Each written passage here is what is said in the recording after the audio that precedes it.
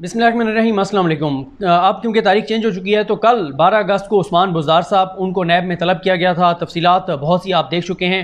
उनसे जो बताया जा रहा है कि जो सवाल जवाब किए उन्होंने बहुत से सवालों के जवाब नहीं दिए और उनका यही मौक़िफ़ था कि नैब की जानिब से तहरीरी तौर पर ये सवाल दिए जाएँ और मैं तहरीरी तौर पर जवाब दूँगा।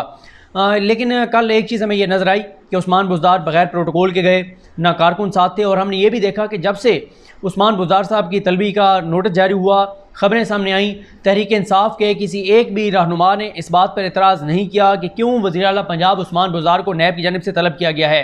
ना नैब के ऊपर बदनीयती के इल्ज़ाम लगे, ना इंतकाम के इल्ज़ाम लगे, ना ही ये कहा गया, ना ही किसी ने क्लीन चिट दी कि नहीं उस्मान बुज़दार साहब ने करप्शन नहीं की, नहीं उस्मान बुज़दार साहब ने गैर कानूनी काम नहीं किया, बल्कि सब ने यह कहा कि अगर उस्मान बुज़दार साहब को नैब की जानिब से तलब किया गया तो ये खुशाइंद है। और ये भी कहा गया कि बिल्कुल उस्मान बुज़दार साहब को पेश होना चाहिए और अपने आप को क्लियर करना चाहिए। लेकिन मैं आपको ये बता दूं कि अब इसका दायरा कार बहुत वसी कर दिया गया है। मैं आपको बताता हूँ, जो टीम एक गई है मुल्तान और तौसा शरीफ तक, उस हवाले से मैं आपको बताता हूँ। लेकिन ये बात आप जहन में रखें कि अगर उस्मान बुज़दार साहब के ख़िलाफ़ कुछ आता है तो नैब की जानिब से तो उनको बाद में शायद सज़ा दी जाए, लेकिन उससे पहले ही इमरान खान साहब कोई कंप्रोमाइज़ नहीं करेंगे और उनको ओहदे से हटा दिया जाएगा। और अगर इमरान खान उनको ओहदे से हटाएंगे तो ये इमरान खान के को सियासी तौर पर इसका फ़ायदा होगा, उनको लोग अप्रिशिएट करेंगे। और इसी तरह होता है कि जब कोई लीडर खुद करप्ट ना हो, किसी पार्टी का सरबराह खुद करप्ट ना हो, तो फिर वो अपनी जमात में भी किसी की करप्शन को बर्दाश्त नहीं करता और जब भी कोई सबूत उसके सामने आते हैं तो वो उसके ऊपर कार्रवाई करता है। यही वजह है कि जब सफ्तान खान गिरफ्तार हुए उन्होंने वजारत छोड़ दी, अलीम खान गिरफ्तार हुए उन्होंने वजारत छोड़ दी, बाबर मान साहब के खिलाफ रेफरेंस दायर हुआ उन्होंने जो है वो ओहदे से इस्तीफ़ा दे दिया। तो ये एक अच्छी रवायत है और ये भी अच्छा हुआ कि उस्मान बुज़दार साहब जो हैं वो उस तरह से नैब में पेश नहीं हुए जैसे सज़ा याफ्ता मुजरिमा एक और केस में जो है वो नैब के सामने गई और फिर जो कुछ हुआ वो सारा आपने देखा है। उस्मान बुज़दार साहब पे इल्ज़ाम ये भी है कि इनके भाई, इनके रिश्तेदार, उन्होंने बहुत ज़्यादा लूट मार किया है, उन्होंने बहुत ज़्यादा करप्शन की है।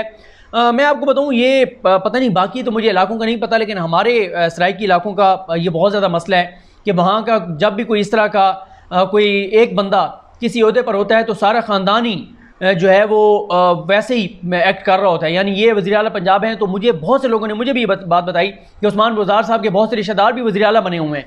ये अफसोसनाक सूरत हाल होती है कि सारी जो है वो अपने इख्तियारात का इस्तेमाल कर रहे होते हैं। अगर आप कभी किसी से पीपल्स पार्टी के दौर का पूछें, जब यूसुफ रज़ा गिलानी साहब वज़ीर आज़म थे, उस दौर का आप पूछें, दोस्त सुनाते हैं मुल्तान वाले कि आप अगर उधर रिक्शे में जाके बैठते थे मुल्तान में तो ये मैं बता रहा हूँ आपको कैसे फिर नौकरियाँ बेची जाती हैं उस इलाके के उनके अपने रिश्तेदार फिर सारे पैसे लेके और नौकरियाँ दिलवा रहे होते हैं और ट्रांसफ़र करवा रहे होते हैं।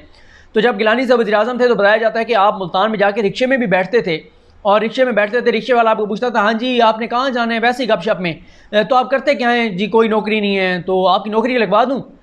बंदा एक हैरान हो जाता था कि यार ये रिक्शा चला रहे हो मुझे कह रहे नौकरी लगवा दूँ। वो कहता था कि जो है वो कोई मसला नहीं है, आप इतने पैसे लगेंगे आपकी नौकरी में करवा दूंगा। कि यानी रिक्शे वाले भी बंदे लेकर जाते थे या जो ट्रांसफ़र पोस्टिंग करवाते थे, जो नौकरियां दिलवाते थे और वहाँ जाकर वो मुकमुका करवाते थे, अपना हिस्सा लेते थे और नौकरियां इस तरह से बेची जाती थी।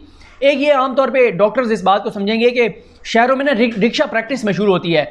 यानी अड्डे के ऊपर जो रिक्शों वाले होते हैं वो मुख्तलिफ लोग जब बैठते हैं और कहते हैं कि हमने अस्पताल जाना है तो वो रास्ते में उनकी काउंसलिंग करते हैं कि यार ये अस्पताल में, सरकारी अस्पताल में तो बड़ा रश होता है, फ़लाँ डॉक्टर एक बहुत अच्छा है उसके पास ना ले जाऊँ आपको, वहाँ ना आपको छोड़ूँ, वो ज़बरदस्त है ये वो वहाँ जाके जब मरीज़ को उतारता है प्राइवेट क्लिनिक पे तो उस प्राइवेट हॉस्पिटल से वो रिक्शे वाला अपनी कमीशन लेता है। तो ये रिक्शा प्रैक्टिस जो है इसको कहा जाता है।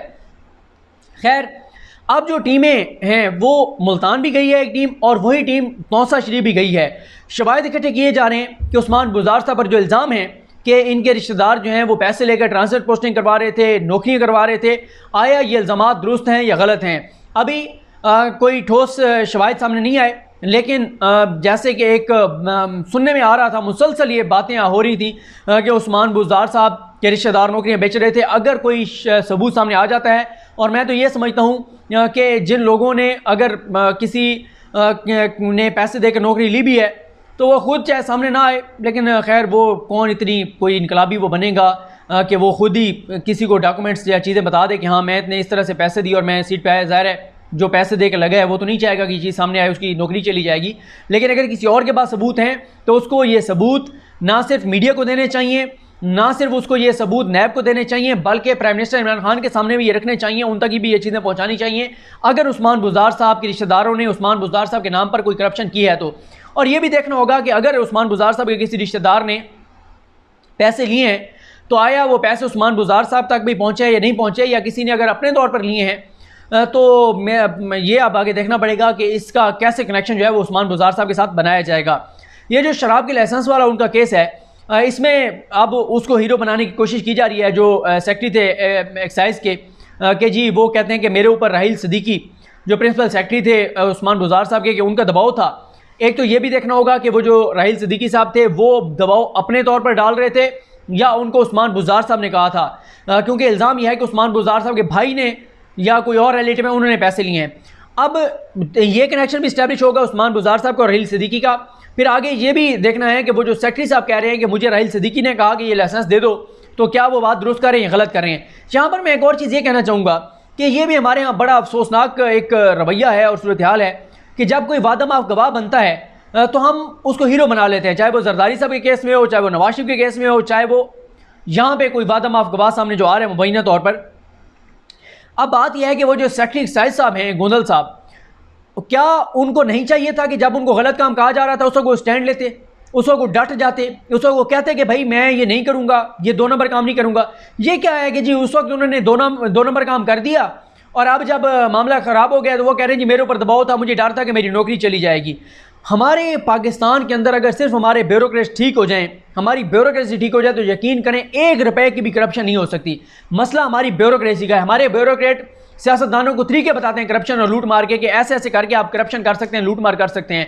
तो इनको वादा माफ गवाह इनको जो बनाया जाता है इनको भी सजाएं दी जाएं, इनको भी इबरत का निशान बनाया जाए। बल्कि मुझे याद है साकिब निसार साहब की वो बात, काश के वो वक्त आ जाए पाकिस्तान में, अब आ जाना चाहिए क्योंकि पाकिस्तान में जितनी करप्शन और लूट मार हो चुकी है। उन्होंने कहा था कि अब वक्त आ चुका है कि जिन्होंने करप्शन और लूट मार की है अगर वो मर गए हैं और कब्रों में, उनको कब्रों से निकाल कर लटकाया जाए। ऐसे करप्ट लोगों को जिन्होंने पैसा खाया है, बिल्कुल मैं कहता हूँ कब्रों से निकाल के उनको लटकाया जाए ताकि लोग इबरत लें। यहाँ क्या है, हमारा अदालती निज़ाम, हमारा कानून, हमारे इदारे करप्ट लोगों को तहफ़्फ़ुज़ फराहम करते हैं, उनको बचाया जाता है, उनको रास्ता फराहम किया जाता है। लेकिन और इसी वजह से करप्शन बढ़ रही है दिन ब दिन माशरे में। आप देख लें करप्शन कम नहीं हो रही, बढ़ रही है दिन ब दिन। इसलिए मैं समझता हूँ कि गोंदल वो जो भी हैं सेक्रेटरी साहब, अगर वो वादा माफ गवाह बन रहे हैं उनको भी सज़ा दी जाए, उनको भी उल्टा लटकाया जाए। और हमने उन पर एतराज़ तो बहुत किया। वो जो मिर्ज़ा इफ्तिखारुद्दीन मिर्ज़ा साहब हैं, आगा इफ्तिखारुद्दीन मिर्ज़ा जो काजी फाइज़ा के को धमकियाँ देने के इल्ज़ाम में गिरफ़्तार हैं, लेकिन उन्होंने एक बात बिल्कुल ठीक की है, मैं उस बात से 1000% इत्तेफाक करता हूँ। वो ये कहते हैं कि भाई अब आप सरेआम फांसियाँ दें, जो करप्शन करते हुए पकड़ा जाए, जो लूट मार करते हुए पकड़ा जाए, जो चोरी करते हुए पकड़ा जाए, सरेआम फांसी दें। अगर आप सरेआम फांसी देंगे, मीडिया के जरिए दिखाएंगे तो लोगों को शायद कोई इबरत आ जाए, वरना इबरत नहीं आती। क्योंकि इस मुआशरे में बड़े बड़े कत्ल होते हैं और उसकी सज़ा नहीं मिलती कातलों को। करप्शन तो फिर बहुत छोटा उसके मुकाबले में जुर्म है। तो मैं ये समझता हूँ वो बात दुरुस्त थी, सरेआम फांसियाँ दी जाएँ, लटकाया जाए करप्ट अफराद को। और ये उस्मान बुज़दार साहब के हवाले से जो चीज़ें हैं अगर ये साबित हो जाती हैं तो इमरान खान कोई कंप्रोमाइज़ नहीं करेंगे, सियासी तौर पर इमरान खान को फ़ायदा होगा। टीमें मैंने आपको बताया है कि मुल्तान और तौसा तक पहुँच गई हैं, शवाहिद इकट्ठे किए जा रहे हैं। शवाहिद सामने आए तो उस्मान बुज़दार साहब का बचना नामुमकिन है, ज़ाहिर है इसमें कोई और चांस नहीं है। ये ज़रूर है, एक बात ध्यान में रखें, एक होता है कि आपका कोई फ़ैसला गलत हो जाए, ये मैं शराब वाले की बात नहीं कर रहा और फैसलों की बात कर रहा हूँ। एक होता है कि आपने कोई फ़ैसला गलत कर दिया।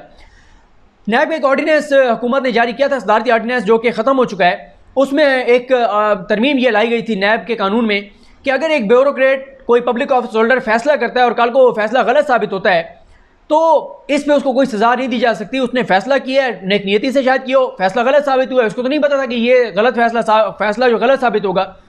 हाँ, अगर उसने उससे को माली फ़ायदा उठाया और साबित हो जाता है तो फिर उसको नैब के कानून के तहत सज़ा दी जाएगी।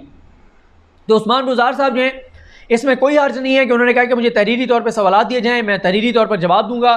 ज़ाहिर है एक वज़ीर आला पंजाब है, रोज़ाना उसके पास 20 फाइलें आती हैं, उसको उतनी चीज़ें नहीं याद रहती। और ये दुरुस्त बात है कि उनको तहरीरी तौर पर सवाल दे दिए जाएँ, वो तहरीरी तौर पर जवाब देंगे।